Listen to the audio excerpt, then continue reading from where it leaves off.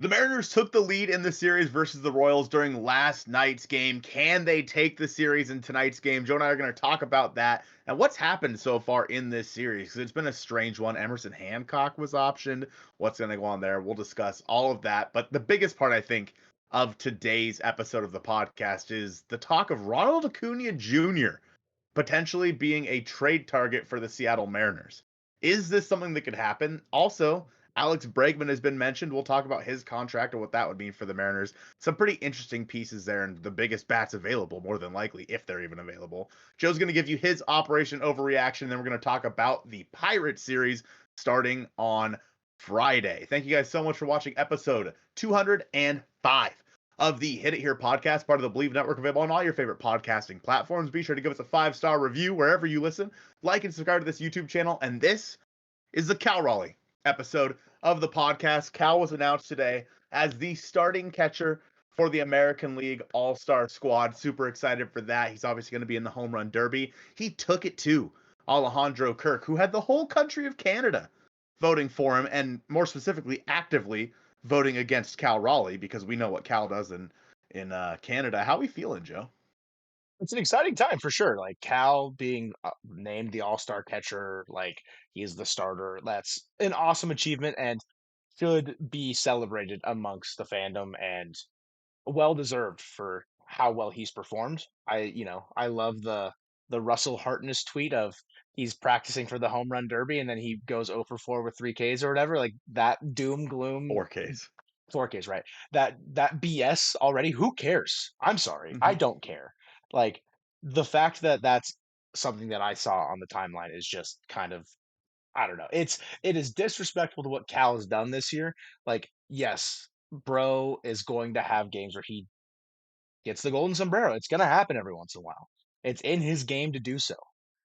But he has earned the right, I think, to have a game like that with how well he's performed in 2025. He hasn't really done a whole lot in this Royals series. He got an off day on the game that we watched this evening, Colton. But game one, you started it off on the right foot. And it was a necessary win given what I don't want to get ahead of myself, what happened in the second game. But getting a win in the first game against the Royals, continuing maybe some momentum after that Rangers series, felt like a step in the right direction for the 7-game homestand. Yeah, Randy Rosarena has really been heating up during this homestand so far. 2 homers in this game. He went 2 for 4 with 4 RBI. 2 RBI from Cal with a home run in this game, number 33 on the season for him. JP Crawford was 2 for 5. Everybody in the lineup got a hit except for Mitch Garver and Miles Mastroboni. So, good for them. George Kirby looked really good, in my opinion, in this game. He went out 6 innings pitched, 3 hits, 1 earned with 5 Ks. We basically needed it from George with how taxed the bullpen has been over the past, 10, 15 even days. So George going out there, giving the team a quality start, was backed up by Gabe Spire, who struck out the side. Trent Thornton, for some ungodly reason, came in and pitched. I don't know what the hell that was about. And Matt Brash came in to close the door on a 6-2 victory for the Mariners. Pretty important one. I think it was the way that you needed to start off a series like this, especially coming back home, finally being able to be back in Seattle, a 4-game series to start off a pretty short homestand. It's only 7 games total, and the last homestand before the All-Star break. It felt like things were headed the right directions with this game. Yeah, and I was tongue in cheek saying Cal Raleigh hasn't done anything in this series. It was more so just going again, continuing the Russell Hartness silliness because the second game is where you find the 0 for 4 in in this one where the Mariners do drop the second game, 6-3. But I don't think it's necessarily Cal's fault. It's of course not. It's Emerson Hancock going 6 innings. Surprised he went six.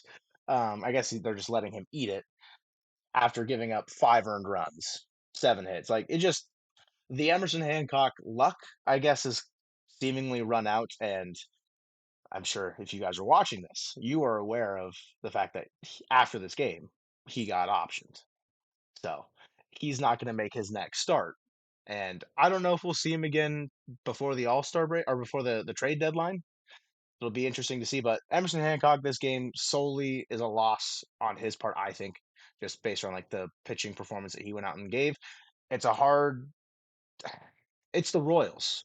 Yes, their offense is bad, but I don't know. It felt like a game that was winnable, but if you're going to lose any game in the series, it was this one. There were definitely a few mistakes, key mistakes in this game. The first one to note is Jorge Polanco being picked off at first base.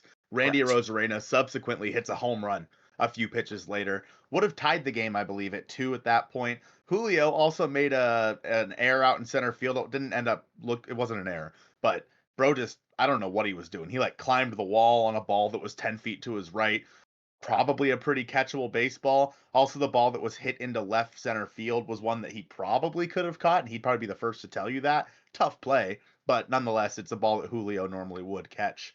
He was tested quite a bit in that inning, gave up a couple of runs because of it. And so it's like, this game, I don't necessarily agree with a lot of what people have been saying about like Hancock is bad. And he's not bad, but like I don't remember who it was. Someone posted his Savant page, and they It were was like, Gage, I "Man, think. was it Jage?" And they Yeah. were complaining. Jage was complaining about his Savant page. And I'm like, where would the Mariners be without this guy this year? Like they would be screwed. He has been a completely serviceable number 5. He's had a few bad starts. Obviously, the first start of the year, the start in Chicago, but that was the most obvious blow up start I've ever seen. I mean, Yeah. everybody saw that coming. And then this one. Other than that, I mean, he gave you a bunch of quality starts in Boston and in some of the hardest places to pitch. He has been one of your better pitchers, right? He's been better than Bryce Miller by far. Like, I just don't necessarily understand the Emerson Hancock, I guess. The hate on Emerson Hancock. He's not an ace. He's not supposed to be an ace. He's a number 5. He was optioned in this game, which means that the last game, I believe, before the off day is going to have to be started by somebody other than Hancock because he cannot come up Yep. unless there is an injury of some kind. Is it Jonathan Diaz? Do they bring Logan Evans back up? As of right now, on Fangraphs, it's listed as Jonathan Diaz, Correct. which is I don't see that happening. I Yeah. think that that's something that we need to talk about in the next segment is the Mariners probably need to go out and get a number 5, another starting pitcher. You have to assume that Bryce is down, but we'll talk about that in that segment. I don't know. How do you feel about Hancock right now? I, I'm just surprised you pulled out the boot.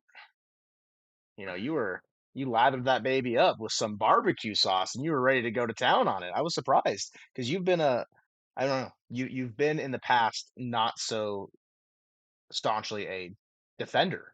So I was Mm-hmm. kind of surprised to see that out of you right there. I don't know. I don't think I'm as passionately defending him as you would. I think he has had good moments, but I also don't think he's going to be the number 5 for the rest of the year that gets you into the postseason. You know what I mean? And I don't think you necessarily disagree with that either, being that Mm-mm. you just said that we should go acquire a 5. But I do Right. think he has earned some flowers, but maybe they're dried up in the vase at this point. I mean, he's got a negative WAR like on Fangraphs Yeah. this year. Like, yes, he has been good for you in spots, but has he lost you games? Of course, and that's just the nature of how a guy who's got an ERA north of 5 works. Yes, there it's really inflated by a handful of starts, but the negative WAR I think speaks to volume a little bit on how he's been detrimental to the team in some capacity. But like you're saying, what other option do you have? Would Evans be a better option for you the entire season?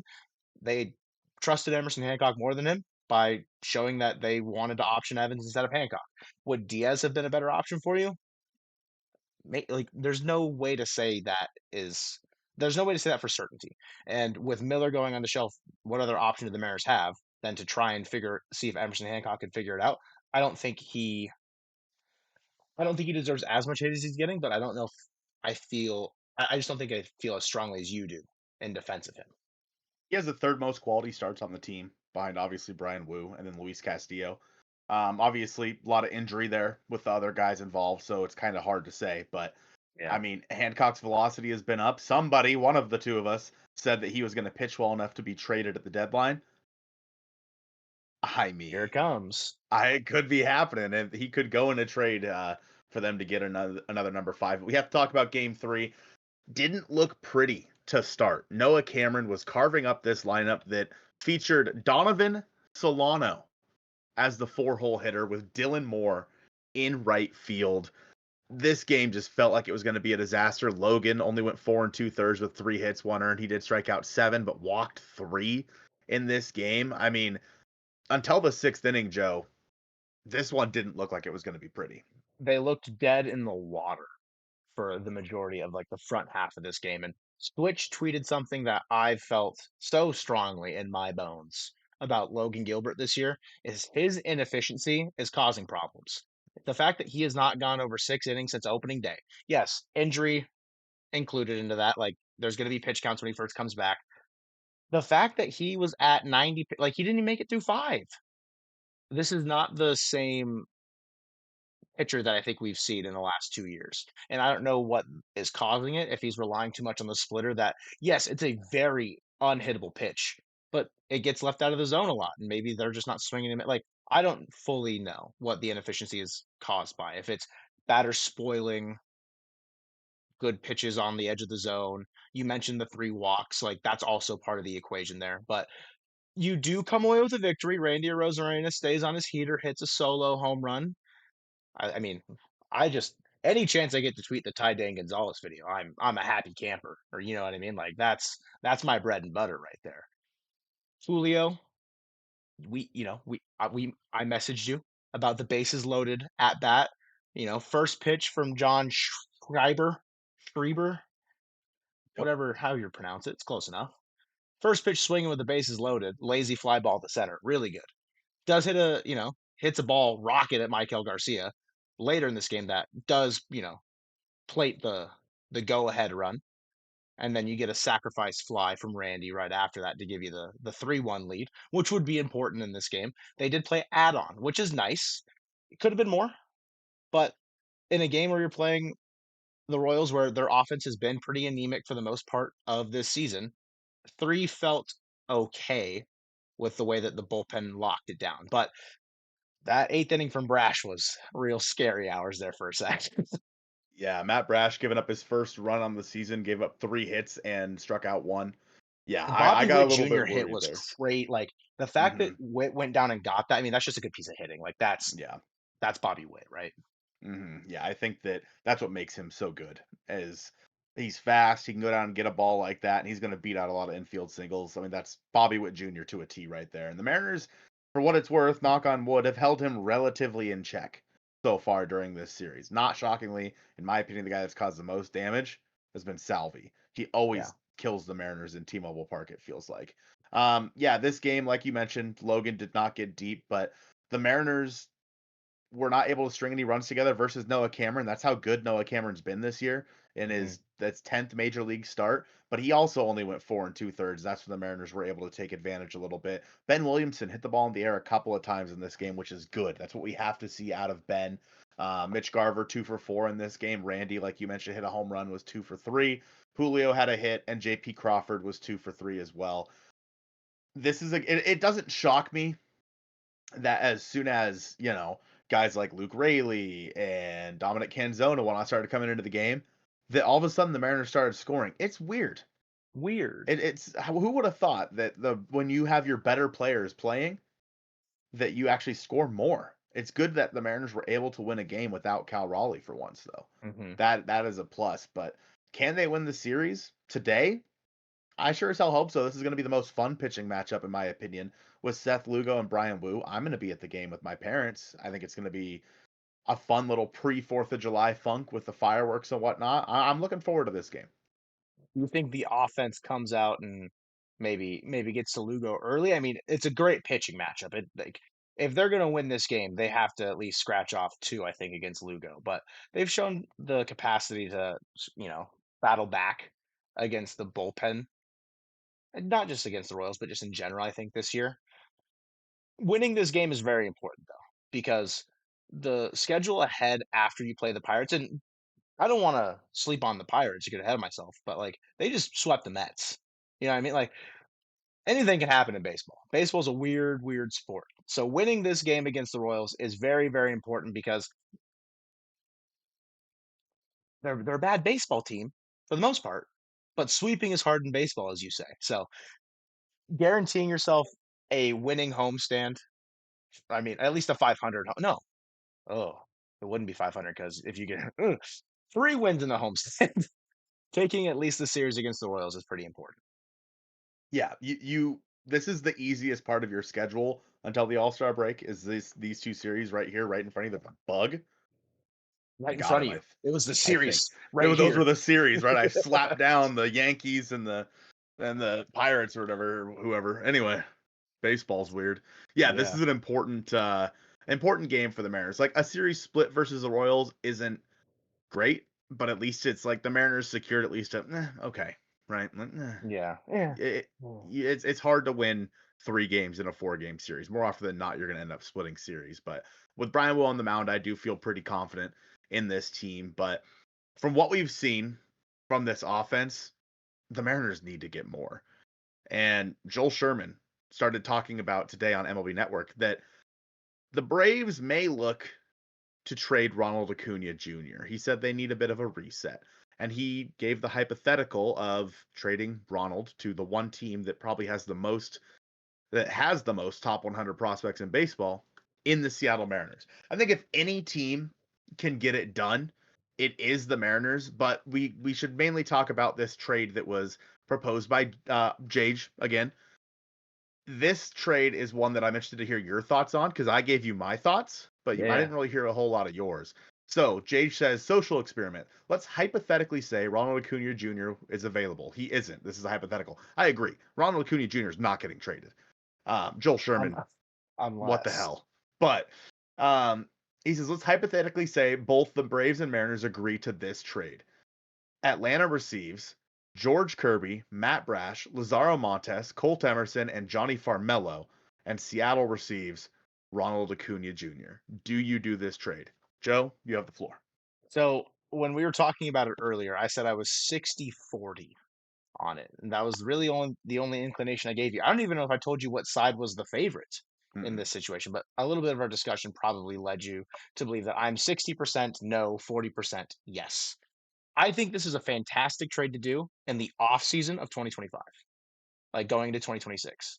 I think that is a fine time to do that trade where you can also figure out ways to navigate where your rotation will be without George Kirby and where your bullpen will be without Matt Brash. Yes, losing Lazaro Montes, losing Colt Emerson, losing Johnny Farmelo would be tough. This Mariners farm system is strong enough to where you probably could get away with trading those 3 guys and you'll still feel okay with where your future is at with some of the guys that'll be coming up, especially with the 3rd and the 35th pick in this upcoming draft. That being said, if you do this trade at the deadline, I don't know if this I don't think this trade makes the team it won't win them more games this year. I don't think. Yes, Ronald has been incredible since coming off the injured list. Is his health sustainable enough? And will he play the remainder 80 games on the schedule? I don't know if you can guarantee that. And for this trade to be worth it, I think you have to guarantee that. And partially also, this trade isn't just looking ahead for the rest of these 80 games and if they make the playoffs. You'll have Ronald until 2028, right? It's Mhm. 4 years, 68 million left on his contract. Two of those, the last 2 years, are team options. So 17 million a year for a guy that has won an MVP, has been a perennial all-star, has been a 40-70 guy. He can do it all.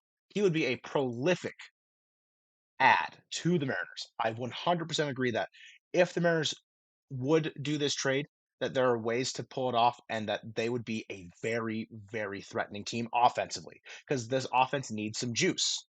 That trade right now, I don't think makes them better. If Bryce Miller was healthy and pitching exactly how we expected him to this year, I think it's a different conversation. But with how the pitching staff has looked and the health and injury concerns for the pitching staff as well, but also Ronald Acuna Jr., I don't think you can justify that this would make the team better for 2025. And maybe that's not the argument that people are looking for.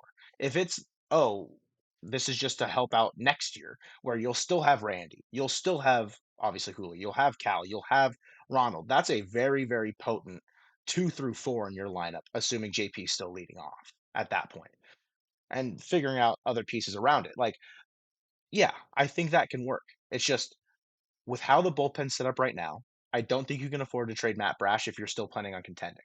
And acquiring a guy like Ronald Acuna Jr. is a contending move.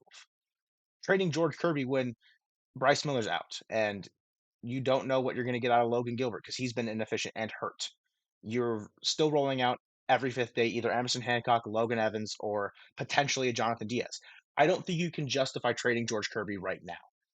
If this was a three-team trade and they got a pitcher back in some capacity and you added another prospect going to another team, say like the Pirates, and you included Ty Pete and that he goes to the Pirates or something, sure, maybe it's a different conversation. But I would decline that trade. I don't think it makes a team better, and that's what I think trades are supposed to be when you're a contending team. And a lot of the comments, if you went into that thread, are people saying like, I mean, Switch said people are saying no to this. Like a lot of people are like, wow, like Mariners fans, like really big prospect huggers, blah blah blah. Like Anders, who does the Locked On post shows, quoted it and said like, wow, like no wonder Jerry has no pressure because a lot of fans are saying no to it. I don't want to say that again. I think that is a trade that the package is probably right, and maybe even Atlanta wants another like something else that's maybe controllable at the major league level. I don't know if it's like a Dom Canzone or like something. I could see them still wanting maybe slightly more, but also with the injury risk with Acuna, I don't know if you can justify them asking for more, if that makes sense. Yeah, I think I completely agree with most of what you just said. Obviously, the team is better offensively, but like you mentioned, with where the pitching staff is, giving up George Kirby would be a major blow. I do think it's interesting to know if they would want George Kirby to begin with, because if you're trading Ronald Acuna Jr., who has after this year 3 years of control left, right? Hmm. Uh, Why would you want a guy who also is going to be gone in 3 years? Yeah, What's the like you need to point? extend that window and get someone that's going to be there for 5 years or a pitching Hmm. prospect that will come up in 2 years' time that then you'll have control for 6 years after that. If Right. it's the idea that Sloan is an untouchable in this situation, why are you trading Colt Emerson as well? You Hmm. know what I mean? Like there's like weird nuance that doesn't necessarily matter because this is a huge hypothetical. Would I love Ronald Acuna Jr. in a Mariners uniform? Absolutely. Are you kidding me? That'd be sick. It But would it's never just a happen. yeah, it's a wild trade. Yeah, I mean, I look at the Braves, and obviously they're a team that has pieces that you could go out there and get. They're also a team that I think can get right back to contending next year if they just have a little bit better health. You know what I mean? I think that when I look at that team and I say, oh, Schwellenbach, he fractured his elbow, he'll be back. Like Mhm. Spencer Strider, he'll be back. You know what I mean? Like they can go out and Chris Sale will be back. I I don't know. Like, why would they want to trade Ronald Acuna? I don't see it happening. But if they were interested in making a trade, a guy that kind of stood out to me, honestly, making a little bit more money, is Matt Olson. He plays every day, every single day. Plays 160 games a year Yep. at first base. You can move Luke Rayleigh back to the outfield. Don't get me wrong. He's not as good of a player as Ronald Acuna Jr. Obviously, Acuna, when he is healthy, is one of the best players in all of baseball Yep. when he's healthy. I mean, you look at his games played. Last year, he played 49 games. This year, he's almost matched that. He's at 35 already this year. 159 games in 2023, 119 in 2022, and 82 in 2021. His knees are a huge problem. And when Joel Sherman was talking about this trade, he was like, listen, this is similar to the Juan Soto trade. He had, 2 years left on his deal instead of the three that Yeah. Acuna would have at the end of this season. But maybe the Mariners could argue down a little bit the cost simply because of Ronald's injury history. And again, like I mentioned, why would you want George Kirby? Could you instead maybe trade them someone with a little injury history as well, and Bryce Miller, who's going to need to get surgery more than likely. And in my trade package, just before I saw anything else about all this, was Bryce Miller, Lazaro Montes, Michael Arroyo, Ty Pete, and Hunter Cranton. I do think there needs to be more added to that. I do think there probably needs to be a middle infielder in there. Could it be Fellman? Sure, Uh, but with the way that I mean, he fell out of Baseball America's top 100. yeah. Not to say that like I'm happy to trade him because like he still has a lot of upside, but he has like when we do our re-rank after the trade deadline, he's probably not in my top 5. Yeah, especially with the draft and those two guys the Mariners draft at 30 or at 3 and 35 will probably be in the top 5. And if they do what everyone's predicting and go with Ava Arquette, Mhm. you have all the room in the world to trade a shortstop. But Yeah. yeah, it's just a weird trade that I don't think would ever happen in a million years. Ronald, in my opinion, is a career Brave. I just don't see Mm, why he wouldn't be. Um, Matt Olson is a guy that I find interesting that might make a little bit more sense for with where the team is at. Um, it's really but expensive. yeah, he's making about $5 million a year more. And one thing that Joel Sherman mentioned was like, if not now, then when? Right. Like, and that's true. The Mariners have, as Joel Sherman mentioned in this, have only made the playoffs once in a quarter of a decade. They are the only team to never make it to the World Series. Hmm. You have to make moves like this. He compared it to when the Cubs traded for Aroldis Chapman and they gave up like Gleyber Torres. And I don't remember who else was involved with that trade, but yeah, I agree. If not now, when? When are you going to do something like this? Your time is now to be able to go out and make this team better. And another trade that was proposed, this one by Adam Jude, mentioned that the Mariners would be interested in Alex Bregman if Yeah. he was to become available. Obviously, the Red Sox already traded Rafi Devers. Bregman's been injured a lot this year. Um, that trade, in my opinion, is even more muddy than a Ronald trade Yeah. and makes even less sense. But I'm interested to hear your opinion on it. It's just weird because he was available. You could have signed him. Sure. Like it takes two to tango in that Right. situation where maybe he's not interested in signing with the Mariners. And then now the way that the Mariners get players is you're trading them. So they're forced to play for you in a situation like that. He was having a great start to his season in Boston. I think something that everybody expected, similar to like the Isak Paredes in Houston. Like very similar, I think, offensive profiles to where, yeah, Bregman with a short porch, again, makes a lot of sense. And he's a clubhouse leader. Like I could see him being very valuable to a team that is contending. And I think he's still valuable to the Red Sox right now with a bunch of young guys up. Like he's probably helping cultivate them as players, as big leaguers, as getting them ready for probably can like year in, year out perennial chances to make runs to the postseason should he maybe pull a Matt Chapman and get an extension there mid-season. You know what I mean? I his contract was 2 years, 50 million, or 2 years, 100 million. 2 years. What was his contract? Who's Chapman's? Bregman. Bregman. So as of right now, it was a 3-year deal, um, and it was signed for 120. Yes. Oh, sorry, Uh, 40-year, not 50-year. Jesus Lord, I'm talking like NBA supermax contracts over here. Um, but he has opt outs, so yeah. that gets a little funky. Like if the he is traded to the Mariners, he's opting out and then going back and re-signing with Boston is like Hmm. exactly what I think would happen. It's the Jimmy Garcia trade all over again. So we need to call it Class A. Is exactly what it would be. They're very one-to-one similar trade Hmm. packages. You know what I mean? But um, the the interesting thing for Bregman is I just don't. Yeah, like you said, it's a more muddy trade package. Like it doesn't make a lot of sense from the Mariners' perspective, and like them being interested now is just weird. Yeah, I don't understand. I mean, like you mentioned, why didn't they just sign him in the offseason? I don't think he would have signed here. Like Yeah. people were talking about that in the stream last night, and I'm like, "Ah, it just wouldn't have happened." You know what I mean? But Hmm. with his contract, he has an opt out after this season, which, like you said, he would probably take, and he has a player option the year after that. A lot of his contract is deferred, so you're paying him about 20 million dollars a year, and then a lot of it is deferred, so that helps things a little bit. But the Red Sox are obviously going to value Alex Bregman as a guy who has been a perennial all star in the past, a guy who had a really good start to the season. His numbers look great.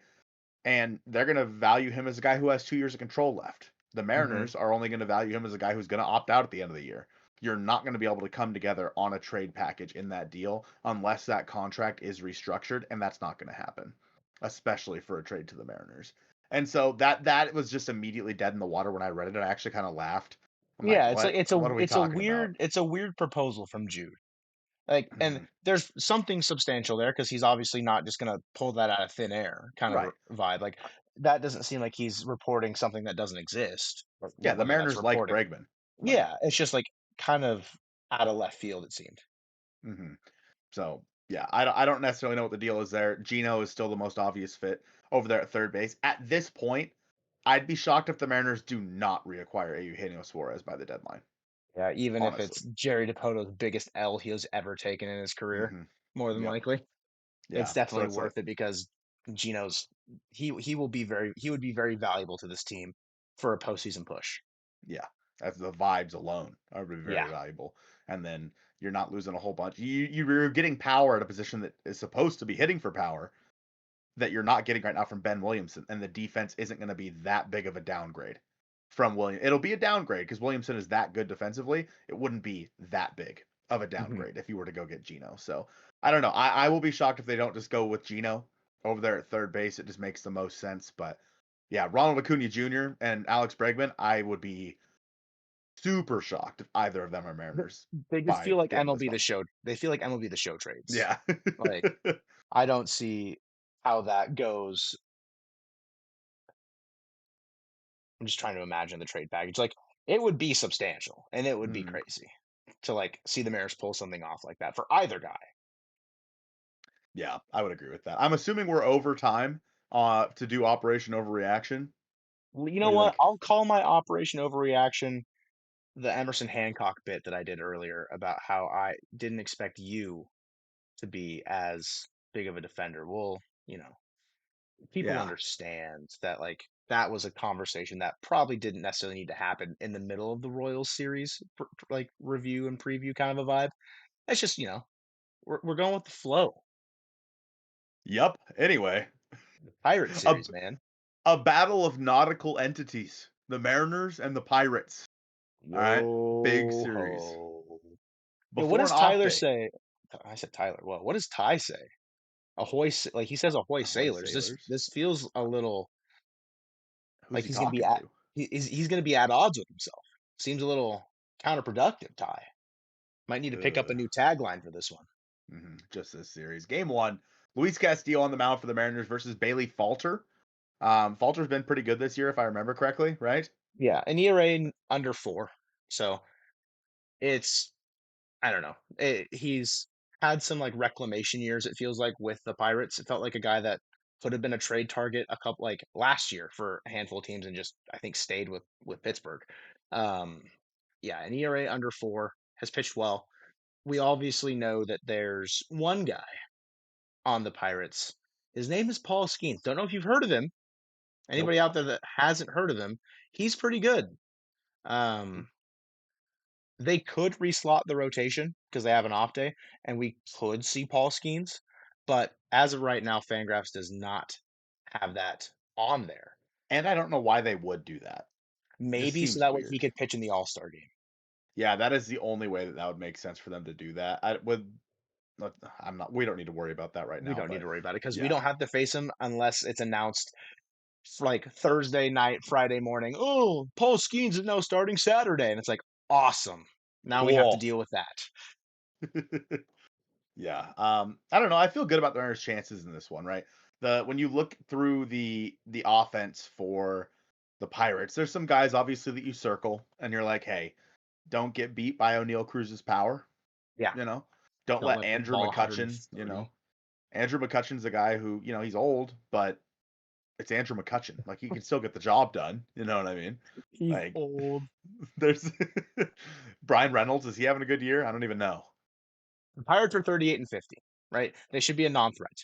They're Yeah. 12 games under 500. This should be a team that you should be able to handle at home in your home ballpark in T-Mobile.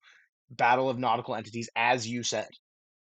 If nautical nonsense be something you wish, let's go Mariners. You know what I mean? Castillo on the bump feels good. It's a tougher matchup because Falter's pitched well, but I think Castillo up against a Pirates lineup that is not very good. Yes, there's guys on there, but every single team has certain guys. I mean, the Royals are hosting a bottom 3 offense in all of baseball with Bobby Witt Jr. There's going to be players that on every single roster, maybe outside of the Rockies, that you have to circle when you play them. And with Castillo on the bump at home, I think that's a good chance for also City Connect night, back-to-back City Connect Castillo nights. and the City Connects, so good. Castillo and the City Connects just hits diffy, bro. But the oh wait, no, it's wait a minute. hold on. Fangraphs is updated for me for What? rotation. It has Evans starting tomorrow. Oh, what the Brian hell? and Brian Wu on Friday. Did that Do just we get need announced? What? Logan I Evans will that start tomorrow for the Mariners, Dan Wilson just said, with the rest of the rotation being pushed back one day. sick. So Logan Evans Thursday against Seth Lugo, not as favorable as a matchup. And then you get I mean, this is helping your case to sweep the Pirates with Brian Wu, Luis Castillo, and George Kirby instead of Luis Castillo, George Kirby, and Logan Evans. You're probably splitting the series against the Royals now, more than likely. Um, Sorry to you and your family. You don't get to see Brian Wu pitch. You get to see Logan Evans. So, just put on the Lyle and TJ shtick and be really excited about that because he's their guy. I'm fired up. I'm fired up, guys. Not my lemon pepper wets over here.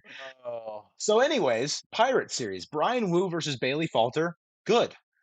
Luis Castillo versus Mike Burrows, also good.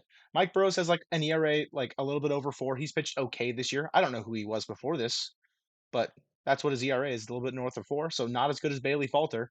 And I felt good about Luis Castillo versus Bailey Falter. So therefore, Luis Castillo versus Mike Burrows feels pretty good. And then you get George Kirby on Sunday. Sunday creams George Kirby. I think that sits well with me. And then Well, you Andrew said Heaney, that. the Heen dog on the bump, future Mariner, Andrew Heaney. He's going to be the number 5 that they acquire at the deadline. It's like when they got Tyler Anderson from the Pirates, another Mm. lefty, Mm-hmm. Andrew Heaney. Maybe it's time. Heaney's been struggling. He's up to a 4.16 ERA now on the year. From when I mentioned him like a month and a half ago, he Yeah. had like a ERA maybe barely above 3. Mm-hmm. So he's been struggling a little bit. You are going to get the right-handed lineup from the Mariners. You're going to see Donovan Solano and Mitch Garver in this game. I mean, Yeah. Mitch, for what it's worth, Mitch Garver has been a lot better ever since he became Handsome Squidward. So, True. 2 for 4 um, in the most recent game. So yeah, so it's definitely some are saying. something to look out for. Solano, Eh. but yeah, so I don't know. Overall, series you should definitely win versus the Pirates, if not sweep. Feel better about a sweep now than you did a few minutes ago, but now I feel worse about the game 4 versus the Royals. So, yay. Get a little bit of a Yippee. give and take. Instead of winning that series versus the Royals, now you kind of got to sweep the series versus the Pirates. So, Yeah. I don't know. I feel good about where the Mariners are headed this weekend before they, for the 4th of July weekend, it'll be fun. But I don't know. Now that just kind of threw everything for a loop. Like I said earlier, we're just flying, go with the flow. Flying by the seat of our pants here. I'm wearing shorts. Babe. That's going to do it from us here on episode 205 of the Hit It Here podcast. We appreciate you guys watching this one, and go Mariners. What did I just say? And go Mariners. Appreciate you guys watching this one. Marching.